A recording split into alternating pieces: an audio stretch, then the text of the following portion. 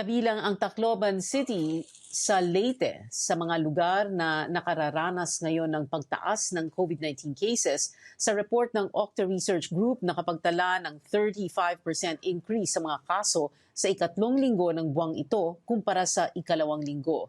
Kaugnay dyan, kausapin natin ang Mayor ng Tacloban City, si Mayor Alfred Romualdez. Magandang gabi po sa inyo, Mayor Romualdez. Can we begin po with this? Meron po kayong announcement kanina na ginawa sa Facebook. Ang sabi po ninyo, kung pwede, kung wala namang mahalagang important business, wag nang pumunta ng Tacloban. And for Taclobanons, yung mga constituents nyo, wag na silang lumabas ng lungsod. Is that accurate, sir? Is that what you announced, and why did you say that?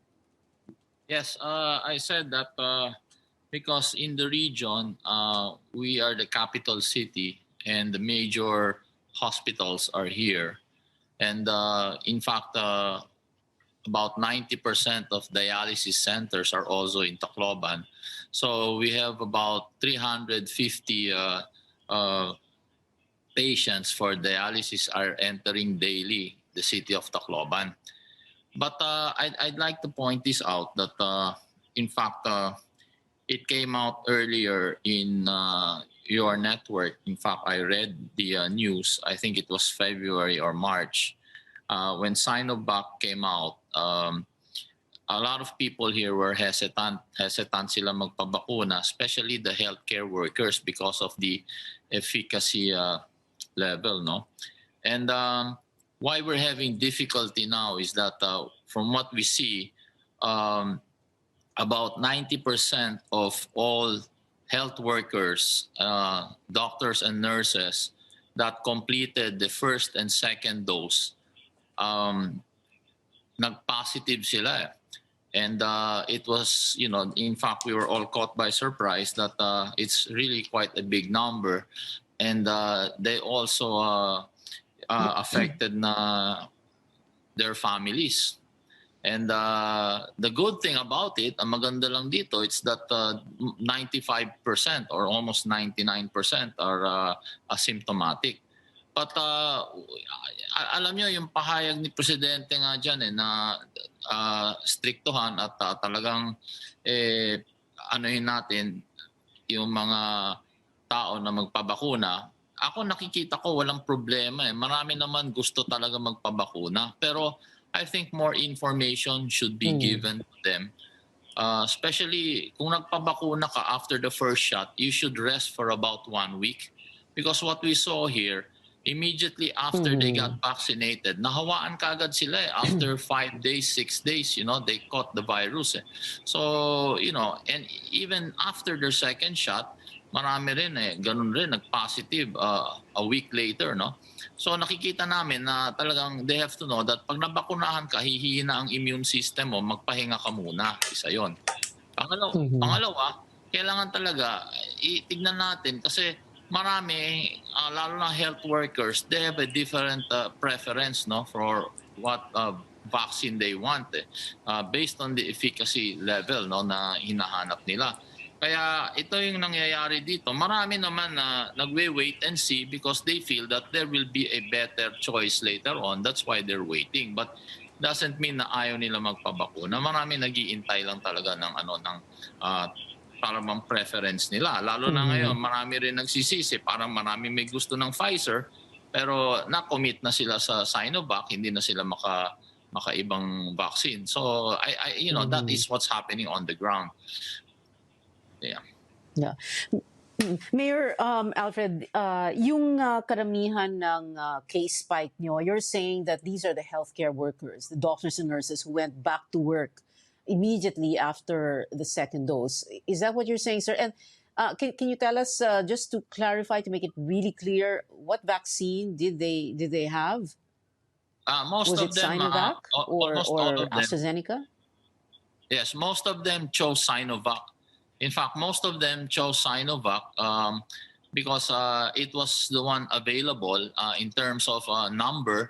Marami din available na Sinovac. At nakita nila kasi na less naman yung side effect.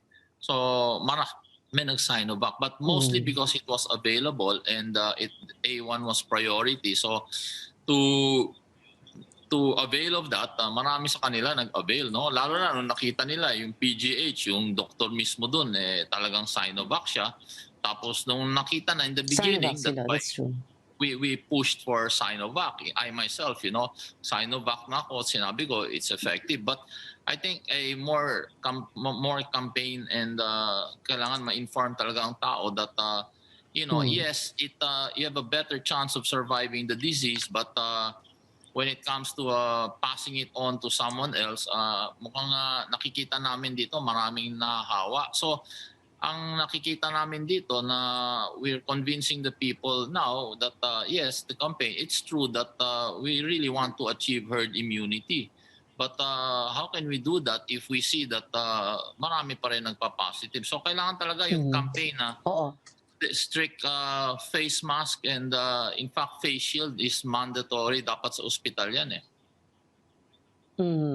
Yeah. Mayor Alfred, what you are saying naman po is that you're not trying to say na hindi magandang vaccine ang Sinovac. All you're saying, and allow me please ask you to clarify this, all you're saying is that whatever vaccine brand any of us take, it is obligatory on our part, obligasyon natin to still practice the health protocols and health standards. Well, yes, and that's one, no? Pero I also go back to the report initially given by FDA that Sinovac really was not recommended for frontliners. But because it was the only vaccine available, yes, it's helping us now in terms of nagiging asymptomatic yung mga nagpa-positive, no? But if we're looking at herd immunity, then that's a different story. Maybe, with a better vaccine, with a higher efficacy level, and it's given to A4, A5, etc., then we have a better chance for, and I'm saying that baka mas effective pa nga ang Sinovac sa mga A4 onward. Pero health workers, I think, kailangan medyo specialized na yung vaccine nila. Yeah. Okay, at least yung mga A4 and down, well, A2, A3, hindi naman sila nasa ospital hindi sila healthcare workers. But anyway, Mayor, nabanggit niyo na rin po yung so many numbers of patients that are going for dialysis in the hospitals in Tacloban. Can we go very briefly over the status? What is happening in the hospitals? Full na ba yung mga COVID wards, yung mga COVID ICUs? And at the same time, may balita na the wait list is long, pero walang mga tents daw sa labas ng mga ospital. So people are just waiting to get into hospitals. Ganun po ba? Is that what is happening in Tacloban? Yes, in many cases, that's what's happening because it's really the capital city, Tacloban, that caters to 6 provinces. So marami nagbabiyahe na mga 1-2 oras dadating dito and they need hospital, care. And many hospitals can no longer accept them. So nagkakaproblema tayo dyan eh. And but there are many hospitals naman na hindi naman in that case na nagiging some of them are in hotels, some of them are staying. Kasi what's happening now like for example in the island of Samar, that's 3 provinces, there is only 1 dialysis center there to cater for 3 provinces, And so marami talaga pumupunta sa Tacloban. So if you really look at it, even before COVID, kulang na rin talaga ang mga ICU, mga beds. It's tama lang ito. I would say for Tacloban and maybe 1 province. But if you have 6 provinces, that the capital cities catering po, nahihirapan po kami. And that is the sad and unfortunate reality of the pandemic. It has heightened even further yung mga lahat ng kakulangan natin sa healthcare system. But Mayor, also I wanted to ask you, nabanggit niyo na rin po yung vaccination sa mga healthcare workers. But the general population of the city of Tacloban, can you give us a rough estimate what percentage of the population of your city has been vaccinated? Okay, it's ongoing now. When we talk of the first dose, we've hit about 16,000 for the first dose. And for the first and second dose, maabot na tayo ng mga 13,000. So, but this week, we're targeting another first dose of about 8,000. and second dose is going to come the following week. Pero ano po yung population nyo? So itong 16,000 na first dose and yung 13K na first and second dose, what percentage of the population? Well, it's about, our population's about 300,000. Oh, okay. Anyway, and lastly na lang po, Mayor Alfred, whenever someone mentions or says the name Tacloban, the first thing that comes to mind really is the horrible aftermath of Yolanda that happened in your city. So everybody remembers that Yolanda on November 2013. But how would you say, because you were mayor at that time also, how would you say you are coping now compared to how you coped during Yolanda? Well, it's a big difference now because especially we're getting a lot of cooperation naman from the citizenry.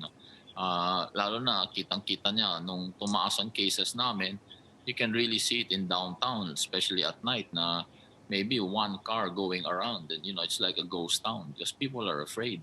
So you can see that now they are responding. They just want to be informed. And ako naman, I try to be as transparent as I can. I'm not a doctor, I'm not a scientist, so I just report to them what I see. And, it's unfortunate na nakita natin itong mga health workers na nag-positive, tapos pagod na rin sila. So we're augmenting more people there na yung mga ibang nurses nga, sanay sila magtrabaho as clerk, ibang trabaho nila, pero we're asking them now to volunteer para makatulong. And many hospitals naman, nangyari kasi bumalik na rin yung mga inaugment na mga health workers sa NCR. Nakabalik na rin dito, natapos na rin ang quarantine nila. So, tumutulong din sila. But also, hospitals are really in bad need of that high flow oxygenator or this all this equipment. Malaki rin ang kulang malaking kulang. All right. Mayor Alfred Romualdez of the city of Tacloban. Today, what we see Yes, now, go ahead we have more recoveries than people that are getting positive. Starting today, we have more recoveries. Bumaba na nga from 700 plus na positive, nag 500 na lang kami today. Well, that's good to hear. Mayor Alfred Romualdez of the city of Tacloban. Sir, maraming salamat po sa inyo. Thank you for your time tonight. Nakapagtala ang